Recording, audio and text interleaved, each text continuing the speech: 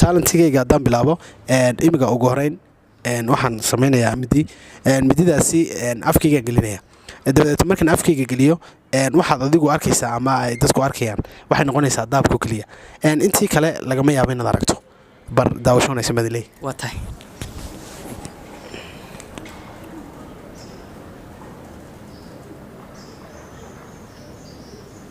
daawadayaal waa arkaysa in ay muddada daabkii ay muuqato waa dhacdo aad u naxdin leh balse aan asaga wax aan dhibaato ah ku hayn waa tahay nimcan iska sii daa wax dhibaato nimcan ma dareemaysa wallaahi haddii de dhibaato aan dareemayo afkayga uma mageliyeen may wax dhibaato ma dareemayo waxaan waxa weeyaan waa wax ilaahay hibo uu qofka u siiyo marka hibadeeda qayb ka mid weeyaan waa tahay maasha Allah bal waxaan kale u gudageli doonaa gacanta midig wax uu ku haystaa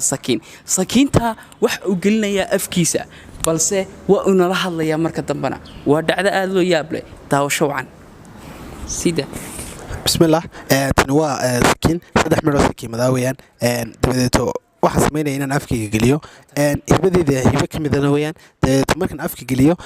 waxaan isku dayaa bari inaan hadlo for example inaan magacayga saddexan sheegi karo waayo haddaan magacayga saddexan sheegi karo waxaan ay qof sheekayn karaa ama dadka la hadli karo waa tahay noo sida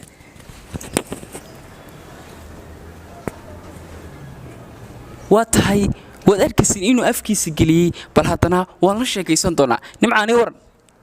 والله ما في عنا الحمد لله magacaaga magacayga waxa la yiraahdaa nimcaan muuse cabdullaahi nimcaan waxaad imika afka gula jirtaa sakiimad wax imika xanuun ma dareemaysaa may wallah wax xanuun hadaan dareemayo de wixii intaan ka soo saaro ayaan dhaawac isku arkaya waa tahay waad maasan tahay soo saar baan kulay